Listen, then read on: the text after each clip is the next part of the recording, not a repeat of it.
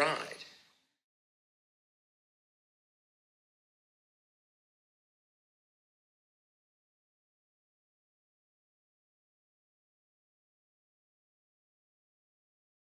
I don't know what to do with my hands. G'day race fans, it's Adrian here. Welcome back to Just a Ride. How are we guys? Here we are, episode 4. I'm going to try and make this a slightly smaller one than the, was it 41 minute something or other, endurance epic marathon that was the last episode. So this was my wee bag of bearings and seals that I took to Saul's Bearings, which is just a institution here in the part of the world where I live in. Engineering firm that's been around in the same suburb for like 3,000 years, I think, something like that. And I got sorted with every bearing and every seal that that bike needed, bar one, which is the main crank. On the crank, the big boy. The guys at Full Noise had to get that for me. That's kind of a little bike specific, and the Saul's Bearings have in the past and admittedly said it's too hard for us to get that one. So Full Noise sorted me out there. So we'll throw them in, shall we?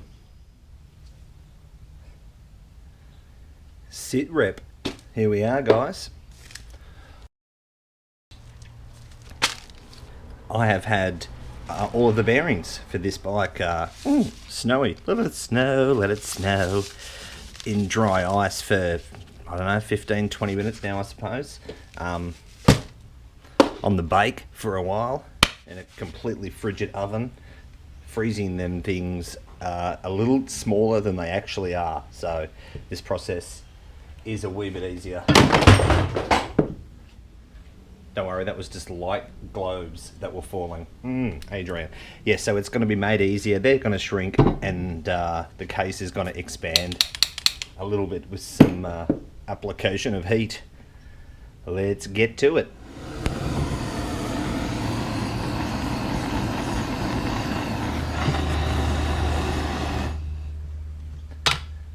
And my crude test to know, is that hot enough? Spit sizzles. That's what I wanted. Oh. So it doesn't sublimate. There we go.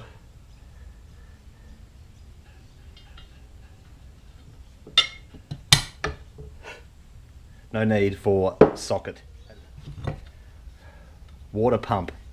Or as Guy Martin in the TT 3D movie would call it, the water pump.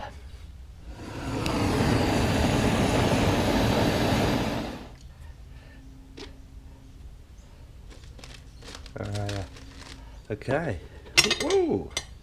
Shift drum. Shift drum bearing. Like it's actually seized right now. It's amazing. All right. Oh, it feels so good. Just as a token gesture, right? But I really don't think I even need it. That's seated. You can slowly see. Oh, you can't really make it out, can you? Like the frost is slowly dissipating out of it as the heat, as it draws heat out from the case around it. All right, let's keep going. Main bearing. It's a big boy.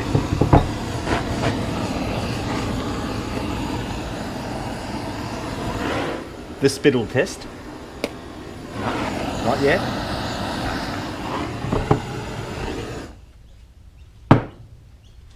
That'd be hot. All right, it is on a nice flat, even surface. The only thing I've got big enough to actually help this one in its way if I need it is a plate of metal just to whoop. So let's get it on like Donkey Kong. Shut up talking and get into it. Oh, straight in. So good.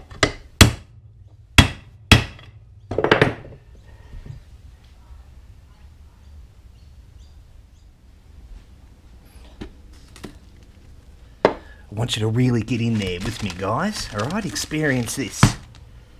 There it is. A very, very cold bearing and a very hot hole.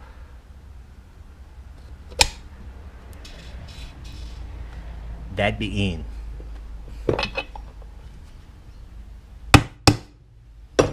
Positively in.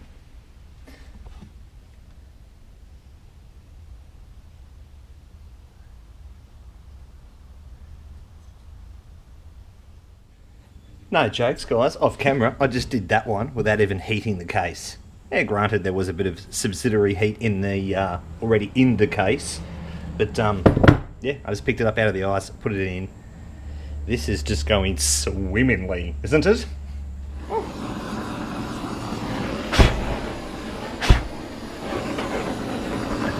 Safety third. Sorry about that.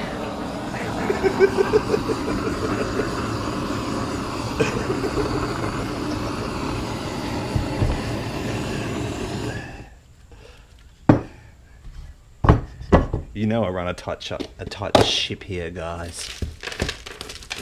Alright. Big boy. And I've got something to hit it in with too. Bloody slab of metal. Hopefully this slides in. Doesn't want to slide. I shall make it go in. Just bring it on home, darling. That's seated. So that's it, guys. That was all but this big boy here, which is a crazy separating roller. Half of it goes on the crank and the other half goes in there. So I'm going to do that. Or I may even ask Andrew and Jeff at Full Noise, because I'm a bit weird on those ones. But anyway, I've done as far as I can go. Water pump. Water. I just love saying that.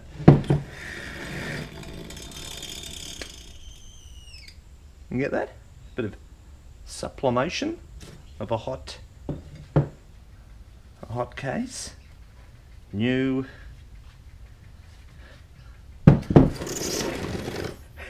Love that.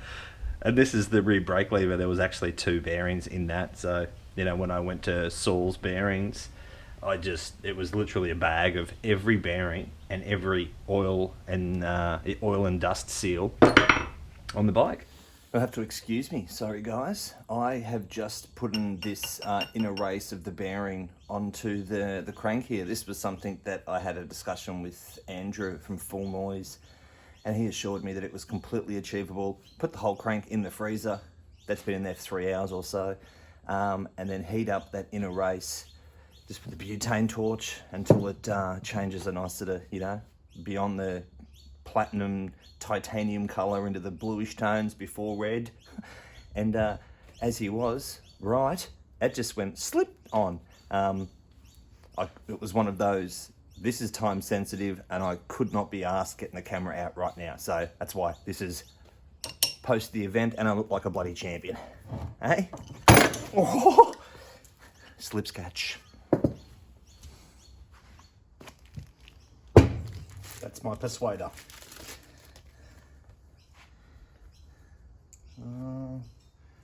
Ungloved hand. Let's give it a shot.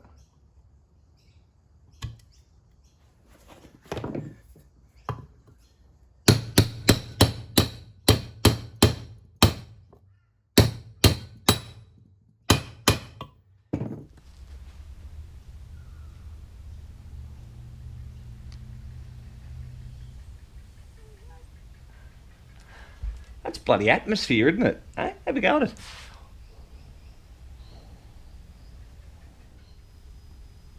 So for those of you who did get to the end of the last episode, thanks for that, you would have seen a decent sized Easter egg. It came in that shape. We're going retarded. We're going retarded. Super motard.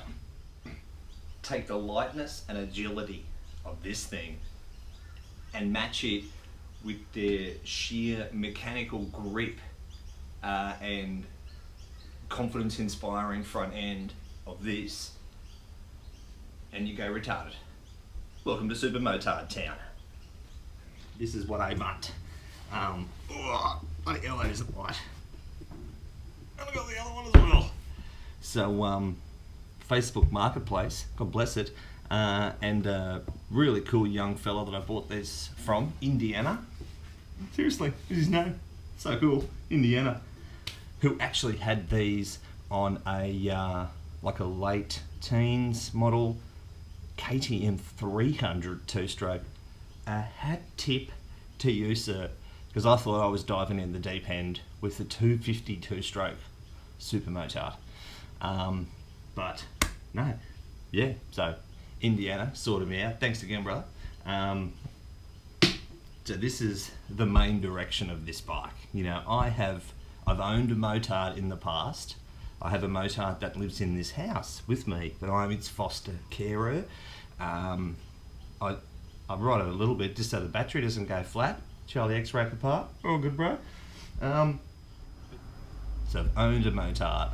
I've ridden motards. I've ridden dirt bikes. I've ridden two-stroke dirt bikes. Isn't it just a natural fit to put a 250 two-stroke on the road with road bike wheels? It was one of my biggest motivations when I first saw this thing on, first saw the motorcycle, that is, on Facebook Marketplace a few months ago.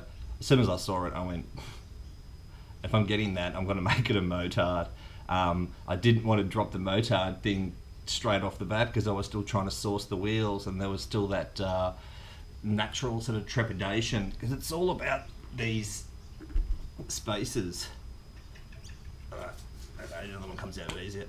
It's all about that guy, and the relationship of, your axle diameter and how far the space needs to be, and then obviously you need an adapter to mount the brake caliper further back away to accommodate this massive road sort of going disc.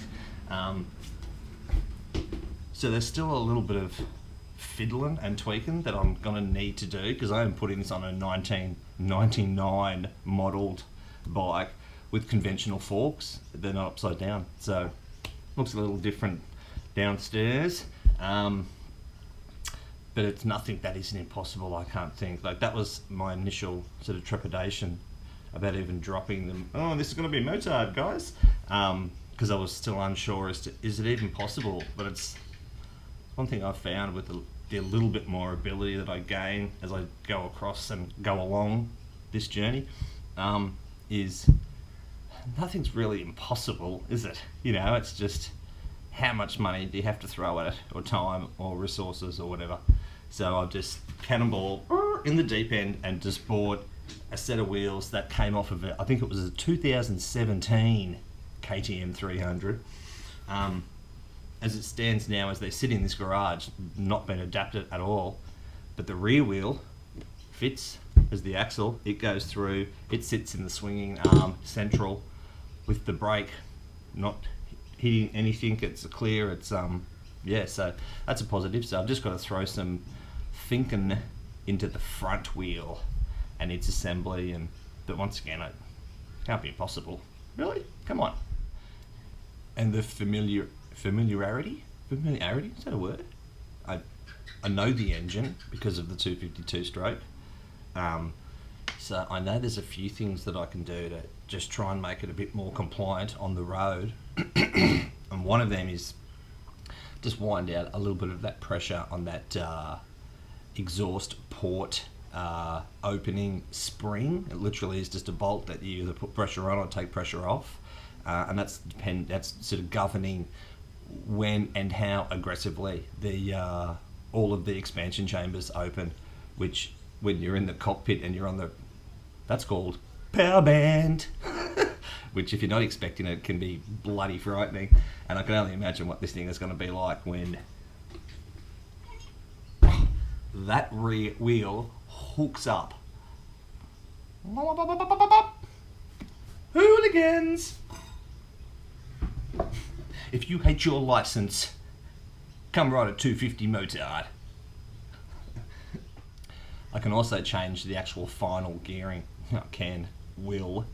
I want to try and get the smallest rear sprocket on that rear wheel that I can, and the biggest front sprocket on the front that I can, just to try and lengthen out the gears a bit longer, because I know when I'm riding that, your left foot, the gear changing apparatus, your foot's like a flipper. You're going for a swim, it just constantly moves. So it'd be nice to try and lengthen the gears out a little bit, just to make it a bit more compliant for crazy road use. So I am at reassembly stage now with this guy. All the bearings are in. Like I said, all the seals have been acquired and tucked away. Yeah, so I'm ready to rip into this thing. A few more things are still to come. I'm certainly not all of the way there yet. Like I said at the very start of this, if you can recall, first episode on Strip Down, ignition coil, CDI unit, the whole shebang, the whole thing, still a pretty sizable question mark on that, but it can't be impossible, really. Okay, so let me get my sweat on in here doing this, and I'll catch you later. Thanks for watching, guys. Be safe and be happy.